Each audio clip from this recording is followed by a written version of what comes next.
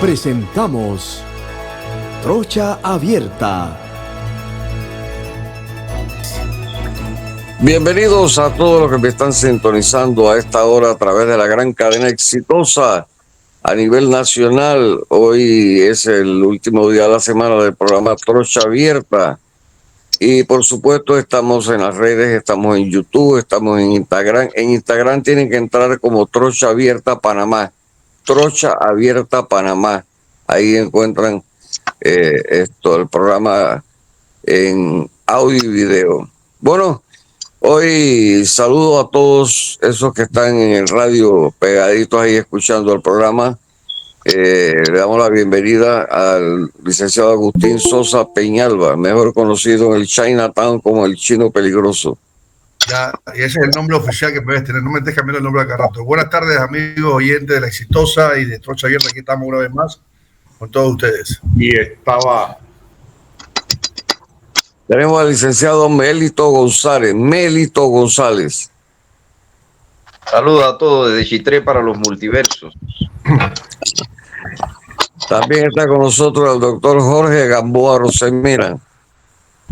Muy buenos días y sobre todo lamentando que Herrera perdió ayer con Panamá. Panamá tenía que ganar si es la capital. Bueno, si es puya que pase porque eso lo emparejamos después.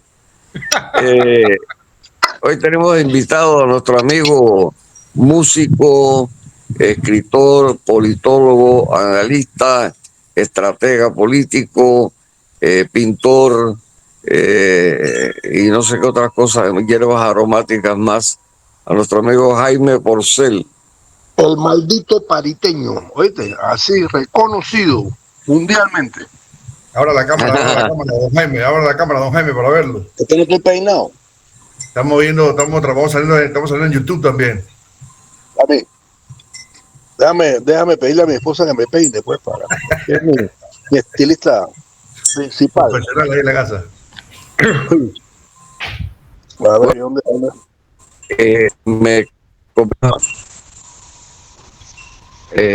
Me comentabas que, y eso es una cosa que me inquieta, que ahora la embajadora anda llamando como a los pollitos uno por uno allá a la embajada. Mira, ahí está Jaime, ya está. Ya, pues estoy peinado, ¿eh? Jaime Porcel. ¿Y el maquillaje? Del lado izquierdo creo que no estás peinado. Óyeme. De los bigotes, Estás acusando de zurdista aquí. Oíste, te estás metiendo con mi mujer, tú sabes. Ah. Estás conmigo. Te estás metiendo con Yami, no conmigo, Alfonsito. El maldito pariteño. Bueno, papá. ¿Tú crees cómo me queda ese mote? El maldito pariteño. Pintor de muy brocha gorda. te queda excelente. Oye, cuéntame eso de que la embajadora dice que inauguró una feria. ¿Ah, sí? Sí, estuve viendo en las redes sociales inauguró la feria. No, pero tiene que ser metafóricamente, ¿eh? En el sentido que fue la primera que llegó. La Feria de las Flores. No puede ser. Ella cortó la cinta, ella la cortó. Ahí están las fotos que están en las redes sociales.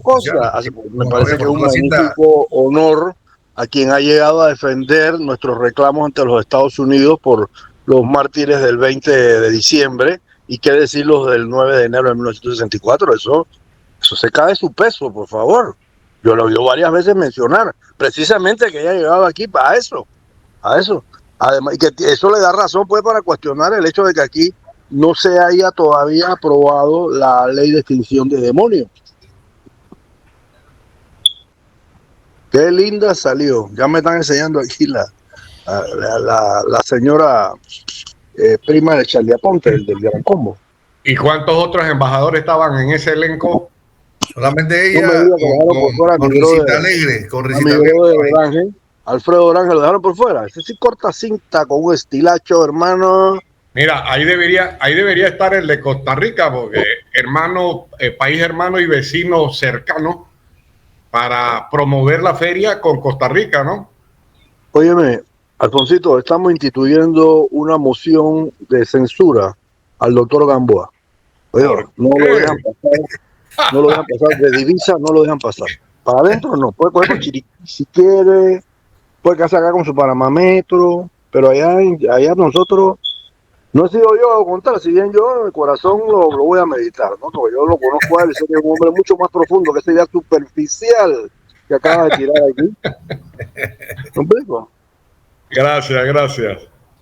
¿Viste? ¿Por qué? Por lo de profundidad. No, sí, dice que soy Se más está tirando profundo. que no le importa, ¿te das cuenta? Se está tirando que no, a mí eso no me importa.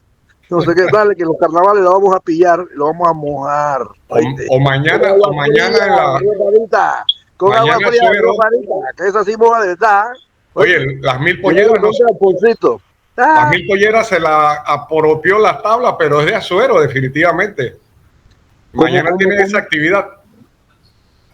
Mañana tienen esa actividad. ¿Qué actividad? Las 1000 polleras en las tablas. No, por eso yo entendía que esa actividad es de allá, de lo de la competencia de los Santos. Somos enemigos nosotros. Hey, Somos enemigos. la unidad hace la fuerza. Ustedes son Azuero. Estos políticos saben mucho. Oye, tú sabes, hablando de las 1000 polleras empezó en Panamá en el centenario de la República, ¿no? En noviembre del 2003. Bueno, lo importante, el FAC lo inventaron los chinos y los japoneses. Mira quién fue que le sacó. ¿Quién lo usa? Es lo importante. Me explico. Cuéntame, Jaime, Jaime. En los anales de nosotros eso es invención de Tito Afú. En los anales de nosotros. Ahí está Pedro Miguel González, bienvenido, Pedro. Ahí está, que venga, que llamen a quien quieran. Ese es otro veragüense, ese también. Pero él es un tipo que entiende que nosotros somos del mismo terruño, somos vecinos. No como acá esta gente de Panamá Metro, por favor. Oye, que van de último, además, van de último. Por eso lo destaqué. Oye, la vergüenza, güey. He estado sufriendo. Me permiten presentar a Pedro Miguel González, por favor. Doctor Gamboa, por favor. Conde, adelante, Conde. Pedro Miguel González, bienvenido al programa junto aquí con Jaime Porcel, el inquieto anacobero, con el licenciado Mélito González, con el doctor Jorge Gamboa, el licenciado Agustín Sosa. Bienvenido, Pedro, buenos días. Tiene el micrófono apagado, Pedro. Micrófono apagado. Sí. ¿Ahora sí? ¿Me escuchas? Sí, Pedro, buenos días a todos y buenos días a toda la audiencia. Pedro, cuéntanos qué está pasando en la embajada que están llamando uno por uno los pollitos. Bueno, yo pienso que más que ellos estén llamando, yo creo que la gente está pidiendo citas para ir allá. Así es la cosa. Yo necesito que me arregle mi visa, Pedro. Yo necesito que me... Sí, cuando arregle la mía primero. Me la van a negar. Me huele que me la van a negar. Voy a tener que hablar con Charlie. Charlie, aponte buen premio. Yo no creo que a ti te la nieguen. ¿Tú no crees? Mira, ¿Tú no crees? ¿tú sabes qué pasa? Que tengo 3 meses de estar en la fila, oye, todavía no me dan ni cita para la cita. Mira, aquí en Panamá nosotros luchamos largamente por varias generaciones para lograr el perfeccionamiento de la independencia nacional. Y bueno, luego de esa larga lucha se logró desmantelar la colonia físicamente, la colonia jurídicamente. Pero la colonia perdura en la mente no solo de aquellos que la vivieron, sino de las generaciones subsiguientes. Hay gente que piensa que aquí en Panamá ningún proyecto político es viable si no cuenta con el beneplácito de los Estados Unidos. Gente a todos los niveles, de todos los estratos sociales. Y eso pienso que es algo contra lo que hay que luchar. Y aquí hay gente que piensa eso, que bueno, que a nosotros nos ganó, por ejemplo, Martinelli en el año 2009, porque Varela y él se fueron un 20 de enero a reunirse en la embajada de los Estados Unidos y se selló aquella alianza. Y gente que piensa que sí, que no hay viabilidad a un proyecto político realmente independiente, realmente autóctono, realmente auténtico, nacional. Y bueno, ahora con la actitud de la señora, de la nueva embajadora, que seguramente por su procedencia pensará que Panamá puede ser algo parecido a Puerto Rico, tiene también una actitud injerencista como la tuvieron otros embajadores en el pasado. Y bueno, todos estos dirigentes políticos que tienen alguna aspiración hacia el año 24 querrán su cita y su foto con lo que ellos consideran el poder real. Pedro, yo estoy de acuerdo contigo. Yo estoy de acuerdo contigo porque da vergüenza eso. Ni ninguna embajada será. No van a visitar la embajada de Canadá ni la de México. Ni nada. O sea, llegó la que manda, en otras palabras. No, y probablemente sí van, pero no lo promocionan, no les interesa. Para ellos el handicap es eso, pues ir a tomarse una foto. Oye, yo he visto políticos que se autodenominan de izquierda en este país felices cuando los invitan a una de esas recepciones que hacen en la casa del embajador los 4 de julio. Es un orgullo, es como un, ¿cómo te diría? Un ascenso de categoría. Pero es parte de esa mentalidad colonial que todavía perdura en la mente de mucha gente. Así es. Cuéntame algo, Pedro, y le doy paso después a cualquiera de los panelistas. ¿Qué está sucediendo en el PRD con miras al 2024? Hay varias tendencias. Bueno, ya tenemos la del Ungido, tenemos la de Cristiana Adames. Tú estás, creo que, manejando un grupo para también entrar en el ruedo con candidatos propios.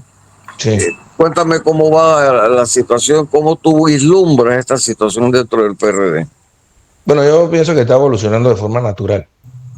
Sí. Bueno, por ejemplo, para mí, dadas las circunstancias actuales, es natural que desde la Asamblea Nacional haya surgido un liderazgo que pretenda ofrecerle no solo al partido, sino a la sociedad panameña una propuesta distinta a la que se pretende imponer desde el gobierno en la figura del vicepresidente Carrizo.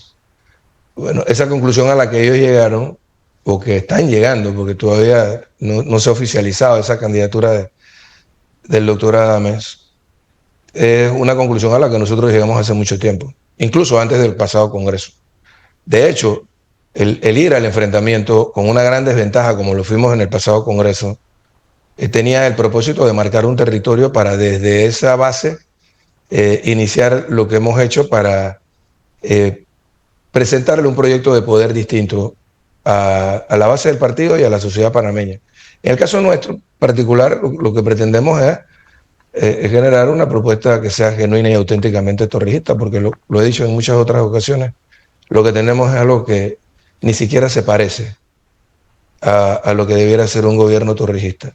Se parece más al resto de los gobiernos que tuvimos antes. Entonces, y el tema es, bueno, que nosotros, hoy la sociedad panameña, si no surge una alternativa genuinamente popular y genuinamente torrijista, y por ejemplo se impone la candidatura del vicepresidente Carrizo con todos los recursos que tiene el Estado en este momento en un partido que de hecho desde hace mucho tiempo es sumamente clientelista como los otros partidos políticos.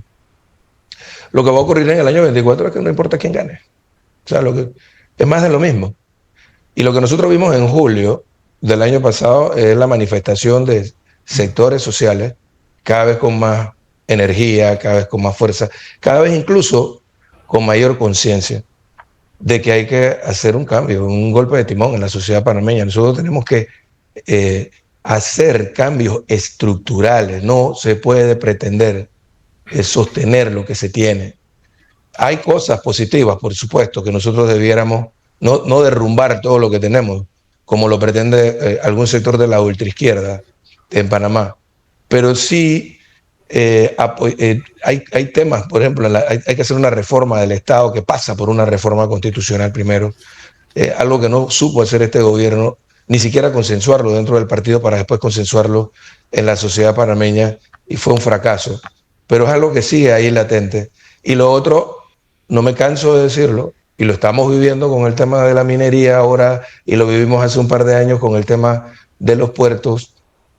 No me canso de decirlo, hay que redefinir una relación, o hay que definir una nueva relación del Estado con los sectores estratégicos. No puede ser que hayamos luchado durante tanto tiempo por recuperar la soberanía. Y sí, ahora somos soberanos sobre nuestro territorio. Bueno, y eso todavía pudiera ser discutible, pero somos soberanos sobre nuestro territorio y el canal, afortunadamente amparado por un título constitucional, no puede ser privatizado.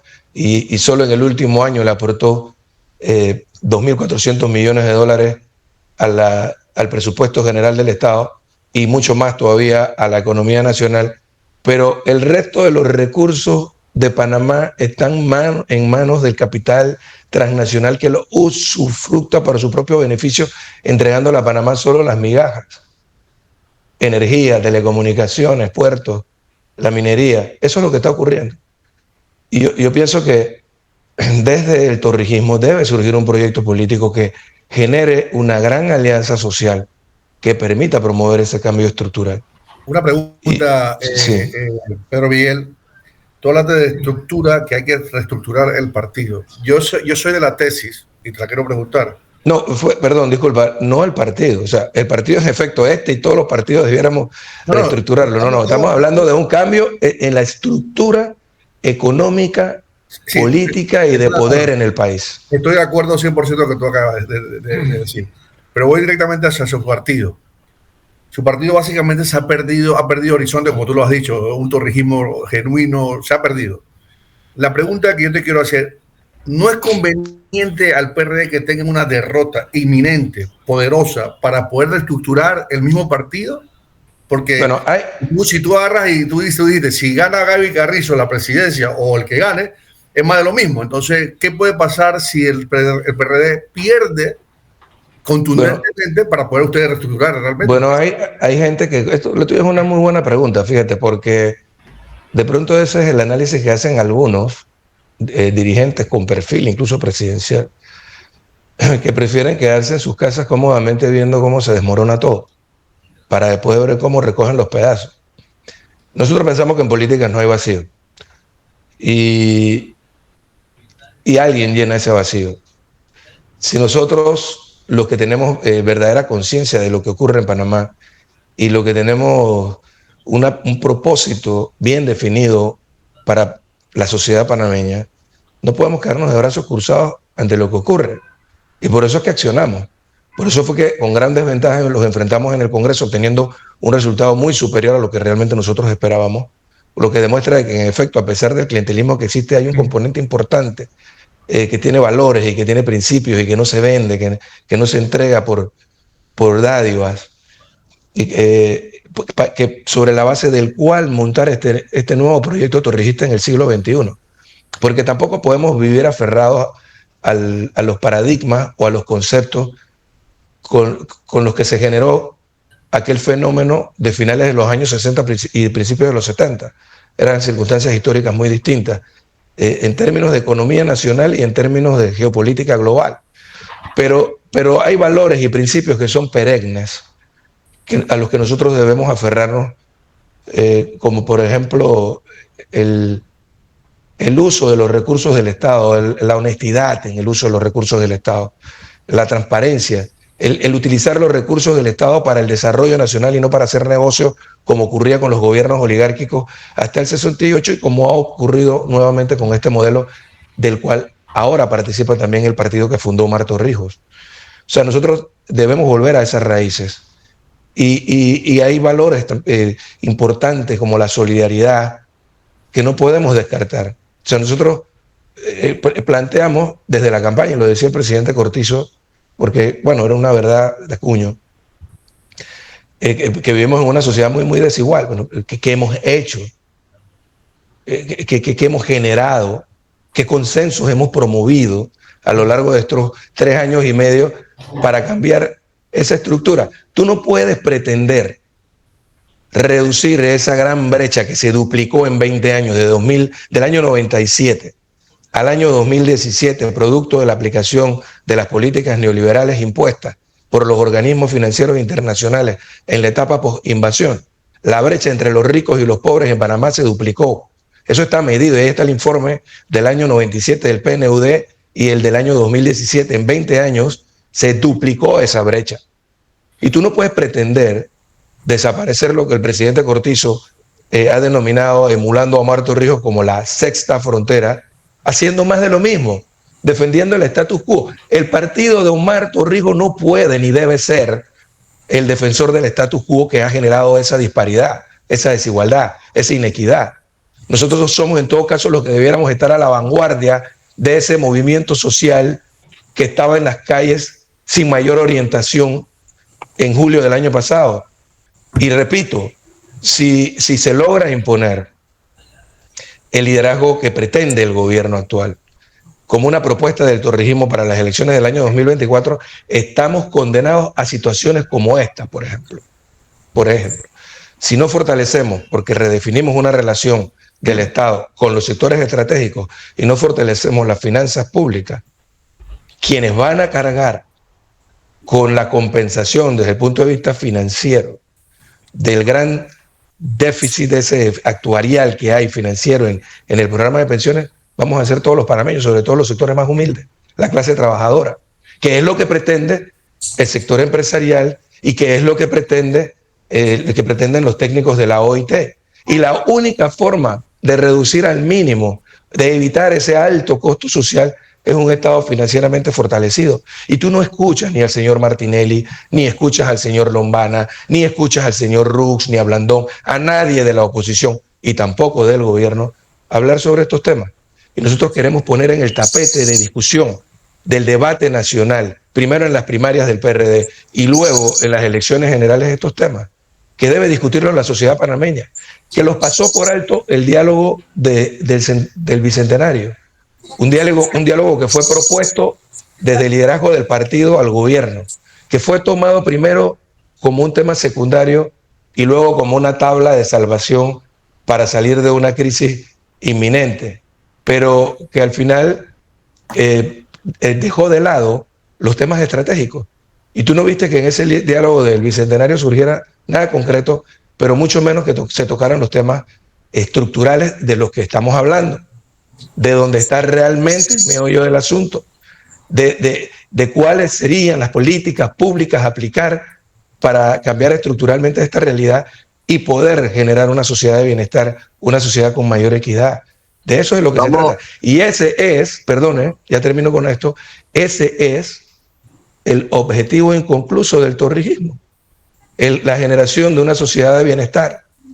Nosotros al final hemos terminado jugando el mismo juego que jugaban los partidos oligárquicos hasta 1968.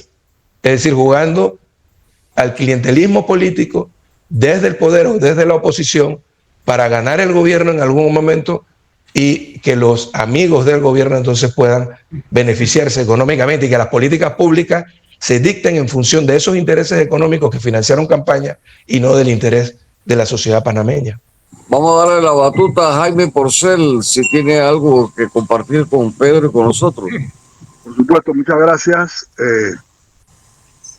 He estado escuchando con toda la atención que merece el expositor que tú has invitado, Pedro Miguel González Pinzón, a este programa. Yo, en primer lugar, siento que algunos adversarios de Pedro Miguel, y yo también lo pienso, la verdad, podrían asumir que su rol ha estado disminuido de secretario general del partido más grande que ha conocido este país, donde tuvo la oportunidad precisamente de reformarlo, de transformarlo, de cosas, con todo que hay que aceptar que él manejó una dirección escindida, cuyo poder tuvo que compartir con el presidente Vinicio Robinson. Eso dificultaba la dinámica del partido. Sin embargo, fue un partido que fungió para trepar, para elevar a una especie de independiente con una serie de perfiles de solidaridad, que venía de solidaridad, pero que no había estado metido en los rifirrafes del partido, lo cual permitió aducir esa unidad que ustedes mismos apelan como condición para llegar al poder. Sin embargo, se hizo poco por evolucionar a este partido precisamente hacia el torrijismo, hacia la militancia, hacia el idealismo que conocimos en las épocas de los 80s anteriores, y hay poco posteriores quizás, y también dentro pues con el general Torrijos vivo, ¿no? Entonces esa es una acusación que pesa sobre un Pedro Miguel que hoy actúa como ariete del gobierno de Cortizo. Todas las intervenciones de Pedro Miguel han sido, en primer lugar, acusando sobre todo a los asesores de intentar tomarse, asaltar, es el verbo que él, exacto, pero con mucha exactitud, él utilizaba el partido, cosa que después quedó metida en una especie como de interregno ahí, donde no se entendía por qué Gaby de repente aparece un día en una emisora estatal como Ser TV, renunciando a su interés a ganar o a competir por la Secretaría General del partido y pasándole la posta a un aliado de ellos como Rubén González, Rubén de León, que para mí, que tú y yo participamos varias veces en varias tenidas con él, pero para mí solo tu sucesor solo ha servido para acallar al partido. Yo no lo he visto hablar. ¿Qué pasó, Rubén? ¿Dónde estás tú allá metido en Santiago? ¿O estás en una ambulancia? No sé dónde estará Rubén, pero solamente ha servido para acallar. Sin embargo, yo, dentro de esa dinámica de lo que yo veo en las elecciones primarias, yo lo que observo es un Gaby Carrizo que me resulta difícil ubicarlo. No entiendo con claridad su discurso más allá de un inmenso interés y ambición e impulso, poco planeado que lo lleva de errores en errores, además con un equipo ahí que tú llamas asesores, que parece eterno que no logran hacerlo acertar ni salir de esa especie de debacle, de esa especie de barrena en que ha caído su credibilidad y no para afuera. Tú mismo mencionabas en estos días unas encuestas de ustedes que lo tienen rayando el olvido, por decirlo así. Y qué decir las que está mencionando Citgalum, que trabaja, para Ricardo Martinelli, pero que también tú sientes en el ambiente que reflejan mejor la realidad que otras que ellos mismos están publicando. Yo, en lo personal, estoy totalmente de acuerdo con Pedro Miguel, sin embargo, en el sentido de que hay que hacer algo por un país que ha olvidado el vivir para ellos mismos, para nosotros mismos, y está dejando que se apueste a los intereses de las transnacionales, cosa que creímos haber superado. Cuando Torrijos mismo hablaba del colonialismo mental de la gente, cosa que queríamos ver. Sin embargo, Torrijos sí puso a toda la avanzada cultural del país, a los poetas, a los pintores, a los decimistas, a los cantantes, a los chanmarín, a los cuentistas, a alinearse detrás de una posibilidad, ese panameño ideal que se empinara sobre la lumpenería que es cierta, que existe. Sin embargo, Torrijos dijo: nosotros hemos sido dignos de nuestra historia, nosotros somos capaces de enfrentar aquí la mayor potencia del imperialismo de los Estados Unidos. Y lo venció. ¿Me explico? Lo venció por su alta credibilidad como líder. Tipo que se enseñaba las manos y decía: mira, yo no me estoy robando un real. ¿Me explico? Yo tengo a mis pies, el Estado lo tengo a mis pies. Pero yo como dictador, confeso y confuso a veces, ¿me explico? No me he robado ni un real. Y eso le da una enorme credibilidad, incluso con los norteamericanos que lo citaban. Mira, yo me podría extender con mucha gana, pero yo en realidad quiero escuchar a Pedro Miguel. Te agradezco tus palabras. Yo coincido contigo, Jaime, incluso en el análisis sobre la crítica que haces sobre todo lo que nos quedó pendiente, ¿no? Nosotros, en efecto, fuimos exitosos como dirección política para unificar al partido, para diseñar una estrategia y ganar una elección.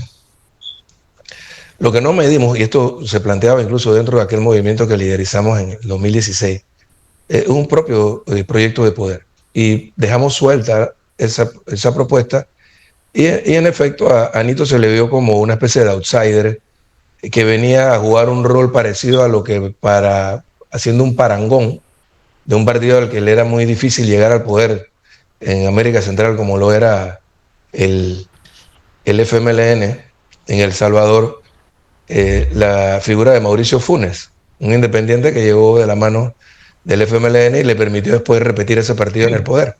Entonces nosotros lo vimos de esa manera, algunos de nosotros lo vimos de esa manera, pero nunca medimos no solo el daño que se le podía hacer a una agenda de transformación, sino también al propio partido.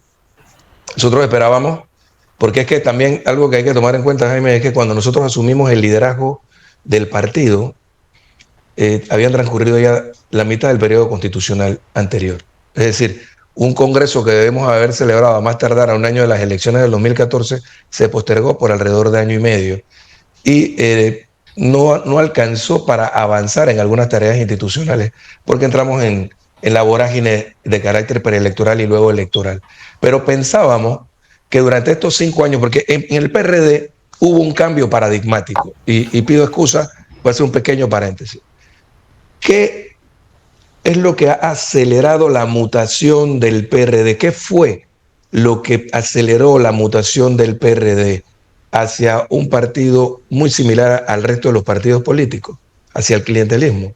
Fue el cambio paradigmático que se hizo desde el poder en el Congreso del año 95, cuando se instituyó el mecanismo de elecciones primarias, sin establecer mecanismos institucionales para generar programas de formación y de capacitación político masivos para esa gran cantidad de gente, esa avalancha de panameños que entró al PRD en los últimos 25 años. Entonces, el PRD ha crecido mucho en cantidad, sobre todo cuando estamos en gobierno, pero ha decrecido en la calidad de su militancia política. Ese es un problema. Y ese cambio paradigmático es posible hacerlo en un partido como el nuestro desde el poder. Pero lo que tuvimos a lo largo de estos 3 años y medio, o casi 4 años, fue una conspiración desde el poder para, aliándose al sector más atrasado, si se quiere, del partido, al más clientelista, el más oportunista, para obtener este tipo de resultados. Ahora, ¿qué hacemos los que tenemos conciencia? Sí, yo hago el mea culpa. Quizás como líder del partido, principal líder del partido, el más responsable soy yo. ¿Qué hacemos? ¿Nos cruzamos de brazos? No. Nosotros reconocemos el error que cometimos y por eso ahora estamos planteando una propuesta no para ir a la dirección del partido, como puedan estar esperando otros la debacle del año 24 para después ir por la dirección del partido, sino accionar actualmente, porque nosotros creemos que acumulamos fuerza en el Congreso, aunque perdimos, y vamos a ir ahora por el proyecto de poder. Es posible ganar la elección primaria y es posible también perderla. En cualquiera de los dos escenarios, la peor derrota que podemos tener los torrijistas dentro de nuestro partido y en la sociedad panameña es no hacer nada. Nosotros estamos gestando este movimiento que es mucho más afín desde el punto de vista conceptual que lo que fue el movimiento de renovación y rescate torrijista, que era un movimiento muy heterogéneo. Este es mucho más homogéneo, que además sí tiene ya ahora una herramienta distinta con la que no contaba el torrijismo desde sus orígenes, que es una visión del desarrollo nacional a mediano y largo plazo para construir esa sociedad de bienestar, una visión que compartimos con distintos sectores luego del Congreso Extraordinario de 2018 y antes de las elecciones primarias, una visión con la que se comprometió Nito Cortizo y todos los que participaron en las primarias del año 2018, pero lamentablemente no se ha desconocido, no se ha cumplido. Pero sigue siendo una herramienta para aproximarnos, por ejemplo, a todos esos sectores sociales que aspiran a ese cambio. Esos que estaban protestando, porque aunque no la mayoría de los panameños protestó en julio, cuando se midió en encuestas el 80% de los panameños estamos cansados de lo que tenemos y queremos un cambio, necesitamos un norte, una orientación. Y esa orientación, a mi juicio, solo se la puede dar a la sociedad panameña en la dirección correcta, en la dirección de conducirnos hacia una sociedad de bienestar, el partido que fundó Torrijos, pero con otro liderazgo, no con el liderazgo actual, porque el vicepresidente Carrizo representa la continuidad de lo que tenemos. Y en todo caso tenemos ahora una oportunidad en las primarias desde marzo hasta junio de presentarnos dentro del partido y luego hacia la sociedad panameña como una alternativa distinta, con un proyecto de poder distinto, genuino y auténticamente torrijista. De eso es lo que se trata para la sociedad panameña. Pedro, ¿cuál es la figura que tú consideras que no va a ser el continuismo que puede venir a reestructurar? Bueno, aquel primero conocido, con credibilidad, aquel o aquella, conocido o con credibilidad, que esté comprometido con esta visión y que enfrente y derrote, no aliado, ¿sí? Y derrote a la propuesta que se pretende imponer desde el gobierno. Yo no te doy un nombre en este momento porque nosotros hemos medido, lo he dicho en varias ocasiones, medimos en agosto, medimos en noviembre, estamos ahora por hacer una última encuesta a finales del mes de enero, principios del mes de febrero, presencial, y vamos a presentar la mejor propuesta que podamos presentar para hacerlo. Y evidentemente no te lo puedo adelantar porque no es una decisión de Pedro Miguel González, es una decisión de un movimiento que se ha gestado, que es colectiva y que además debe ser objetiva Y en la frente a la encuesta realidad que vivimos. anterior, perdón, Pedro, en la encuesta anterior, ¿qué refleja? ¿Cuál es el escenario que... Bueno, yo te puedo decir, yo te voy a revelar información que no o sea, lo voy a hacer como una audacia, como quizás una infidencia.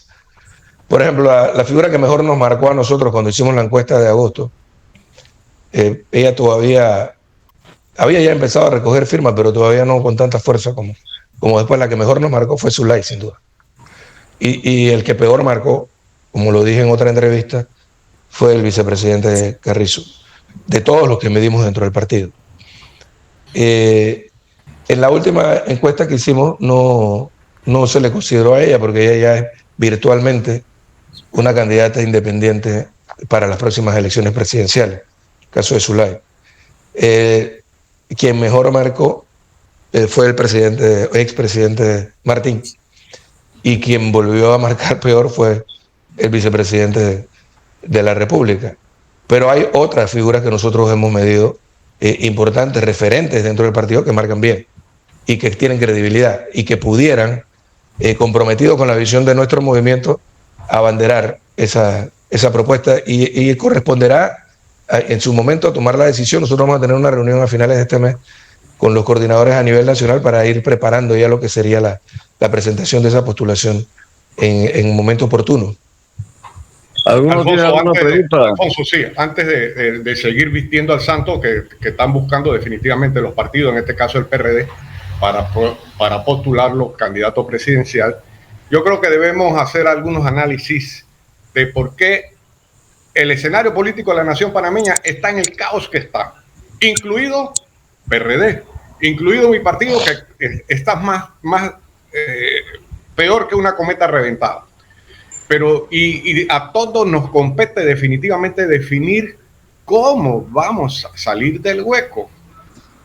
Acá en el panameñismo ya ha dejado de hablarse mucho del arnulfismo. Yo creo que al PRD es obligante dejar de hablar de torrijismo. Dejen al muerto descansar en paz. El PRD se fundó no como torrijista, sino como socialdemócrata.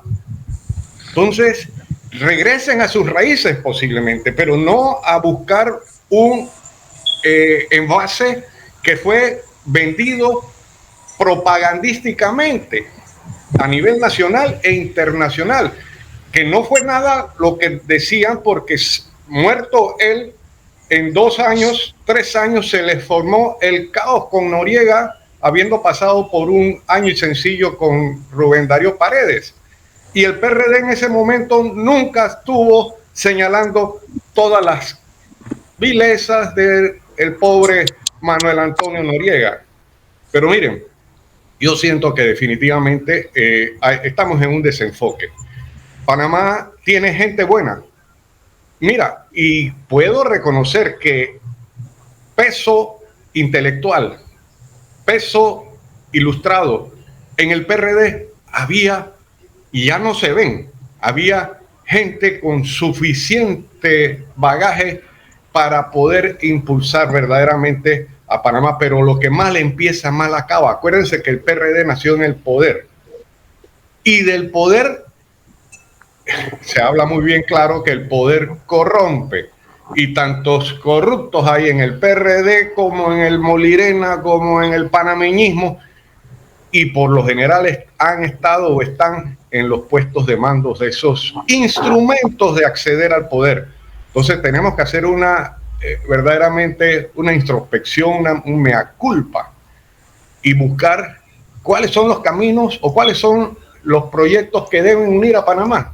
Sí, el enunciado eso de la búsqueda del bien común, de las reivindicaciones sociales, la soberanía, pero ¿qué vamos a tener soberanía si está la embajadora recorriéndose el país poniendo orden o dándole las señales de boca a oído a los políticos que están en el escenario?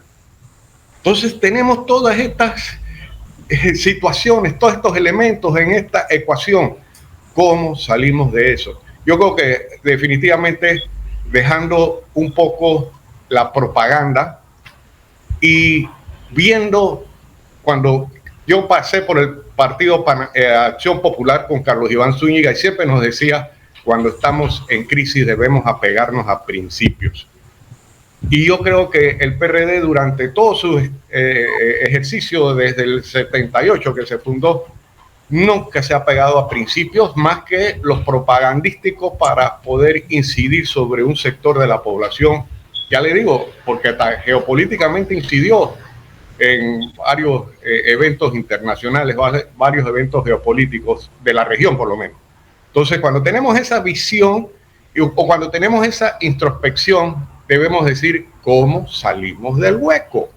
Y eso es lo que yo llamo a Pedro Miguel, a los PRD de buena voluntad, porque los hay.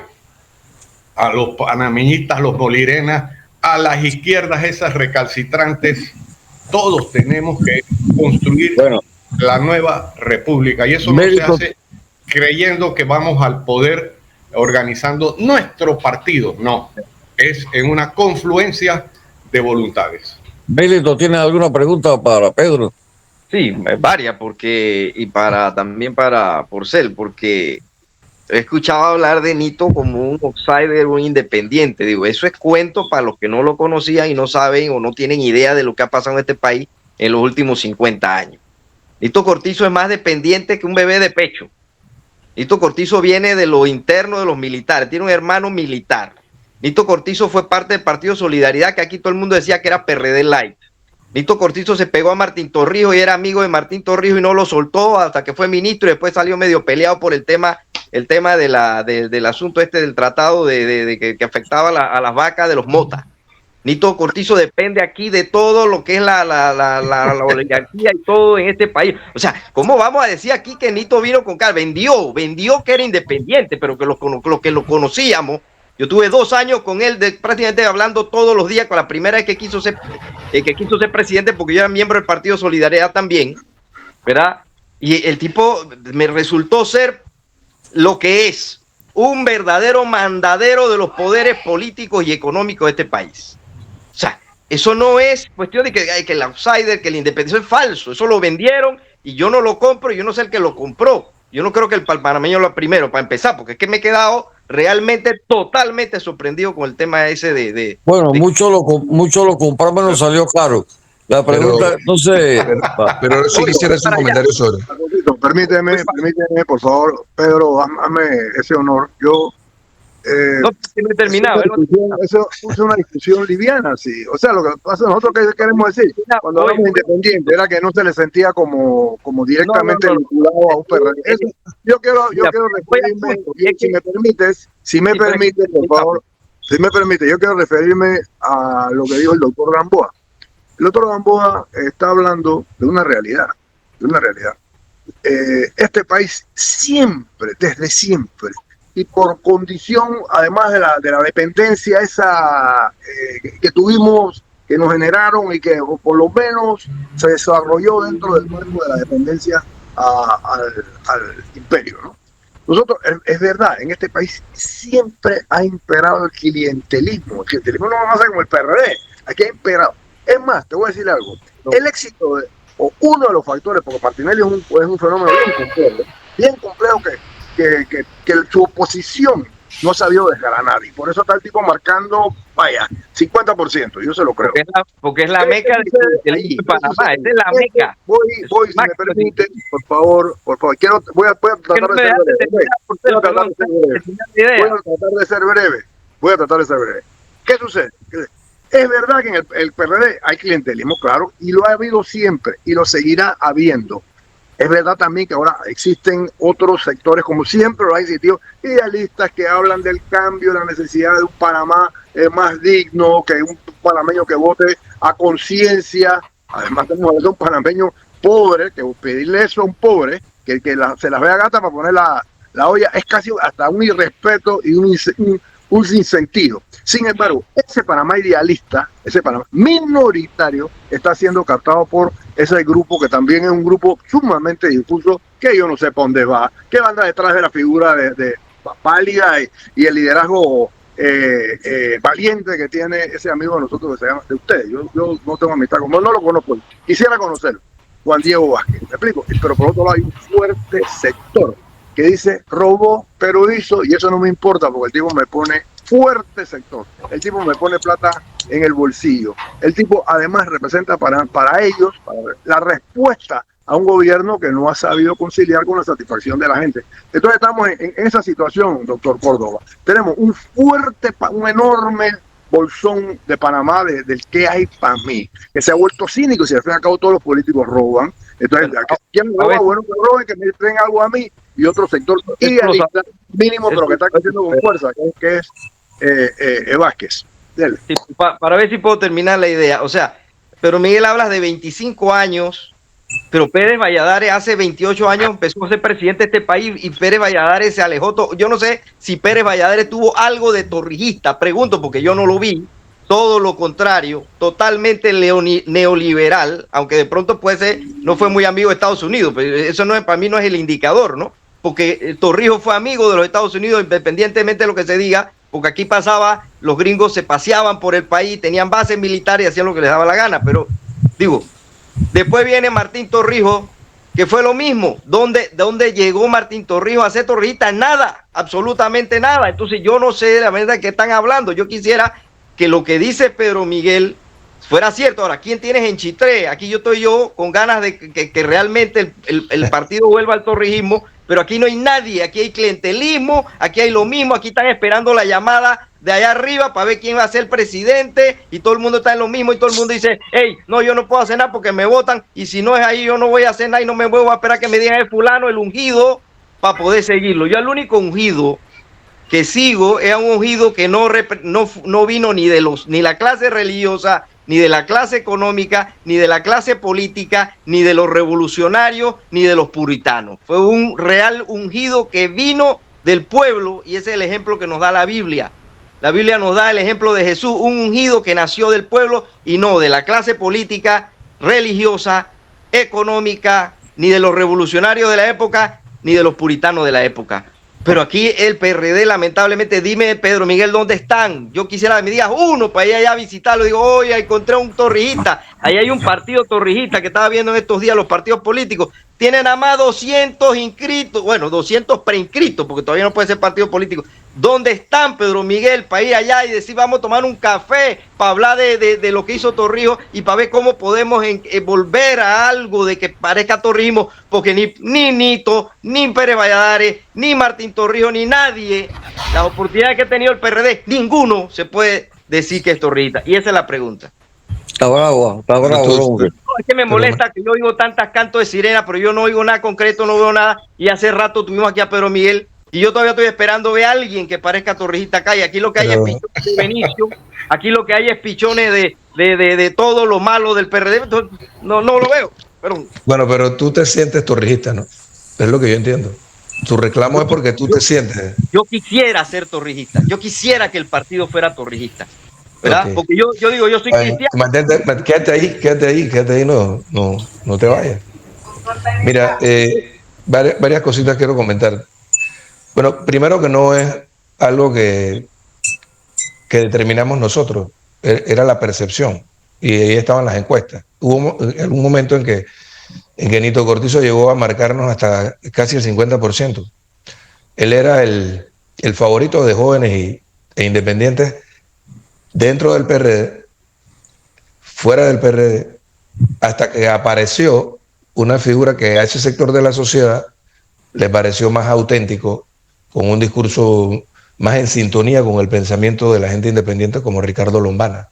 Esa era parte de la discusión que nosotros sosteníamos en la campaña electoral con los asesores que vinieron de afuera y con algunos asesores internos que seguían soñando con que nosotros andábamos a 2 semanas de las elecciones todavía marcando arriba el 40%, y nosotros sí veíamos cómo se nos venía drenando ese respaldo de jóvenes y de independientes de la candidatura de Cortizo hacia la de Lombana.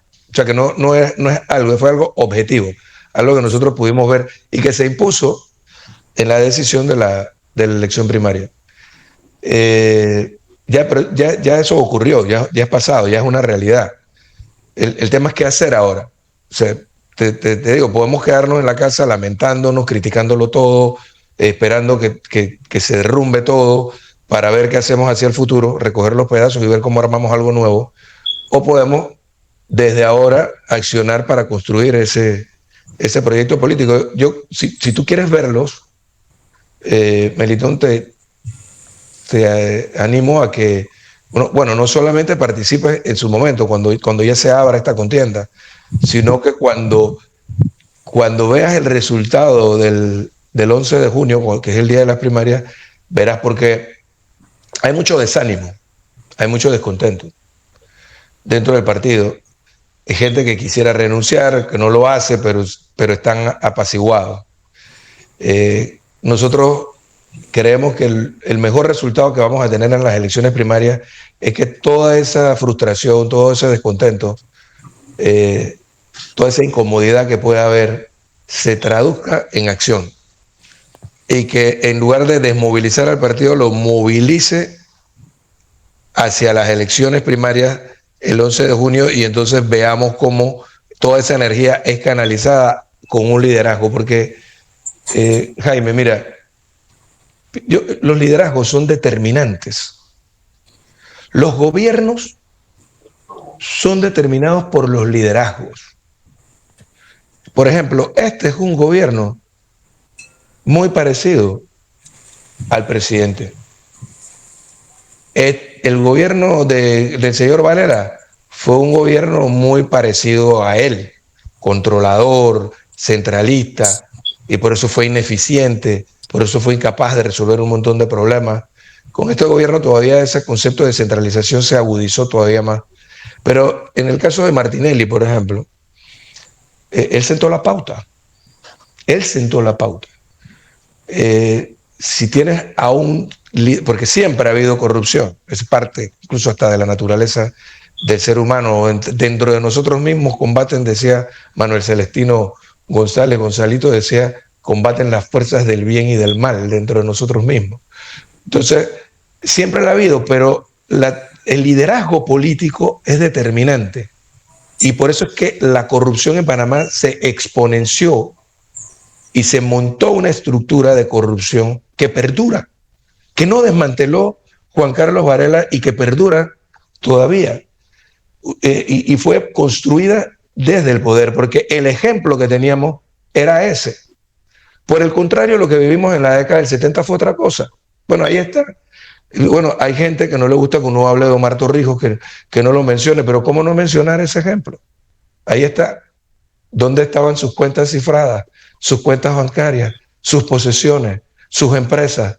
Cuando terminó, nadie gobernó Panamá durante tanto tiempo y con tanto poder en más de 500 años que Omar Torrijos Herrera. Y al final, cuando murió como quería su padre. Solo tenía la casa de calle 74 en San Francisco, la que había comprado financiada por el Seguro Social. La casa de Farallón era de la Guardia Nacional y después de las Fuerzas de Defensa. La casa de Coclecito era de la comunidad. Hace un par de años fui a esa casa museo y vi los vastos potreros que se divisan desde el balcón de esa casa de madera. Y pensé, ¿quién serán los dueños de esos potreros? Y Omar Torrijos no tuvo un solo metro de tierra en Coclecito. Murió viajando para generarle bienestar a esas comunidades. Y cuando murió como quería su padre, pobre. Ese es el ejemplo de él. ¿Cómo nosotros no acudir a ese ejemplo? A emular ese ejemplo. ¿Y cómo pueden llamarse también torrijistas gente que ha hecho todo lo contrario? Yo coincido con los que hacen esa crítica. Pero nosotros no tenemos un torrijómetro para decir quién es o más o menos. Lo que podemos es dar el ejemplo. Y nosotros sí creemos que Panamá puede cambiar. Y puede cambiar rápidamente con una propuesta consensuada con la sociedad panameña hacia una sociedad de bienestar con el liderazgo adecuado. Pero debe surgir y debe presentársela a la sociedad panameña. Y repito, si ese liderazgo no surge de la propuesta de elecciones primarias del PRD el 11 de junio, entonces tendremos que esperar otra vuelta, porque en el 24 todos los actores van a estar jugando para los mismos amos, para los mismos sectores, para los que realmente gobiernan Panamá, que es el poder económico corporatizado, ahora controlando el poder político.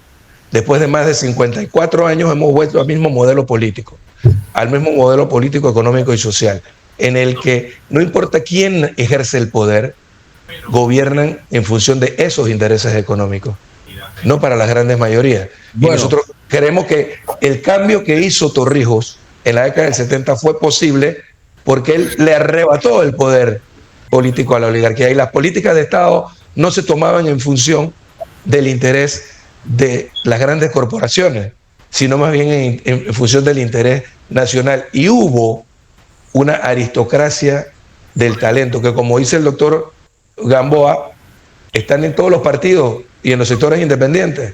Hay gente buena en todas partes. Y lo que hizo Torrijos en todo caso fue recoger ese talento en aquella generación para ponerlo a gobernar en función de los mejores intereses. Eso podemos hacerlo de nuevo. Claro, no con la misma estructura de poder que existía antes, no con los mismos paradigmas, no con los mismos esquemas, pero sí con los mismos valores y con los mismos principios, que son duraderos. Lamentablemente, ojalá hubiéramos tenido 2 horas, porque la verdad que el programa ha quedado muy interesante. Le estoy robando el tiempo a Miguel Antonio Bernal. Sí, pero un segundito, cuando vengas para acá, pero Miguel, te invito a un café, te traes un par de habanos y te voy a hablar Envíeme, un verdadero torrijista que fue mi abuelo. Hablamos de eso. Para que sepa. Don Alfonso, me envía el teléfono de Melitón para llamarlo. Sí, pero tiene que tener el habano, tiene que tener el habano. El café lo paga él. Te pongo el café, tú traes un par de habanos que acá no los consigo. Bueno, tenemos que despedirnos. Le damos las gracias a don Jaime Porcel por haber estado aquí con nosotros. Pedro Miguel González, gracias. Sabía que tenía un compromiso a las 8:30 y te extendiste, lo cual te agradecemos infinitamente. Al doctor Jorge Gamboa, a Agustín Sosa Peñalba, a Mélito González y este servidor Alfonso Castillero Ortiz, conde del Vigo. Nos veremos entonces el lunes si la voluntad de Dios así lo quiere. Un abrazo para todos. Buen fin de semana a todos. Saludos.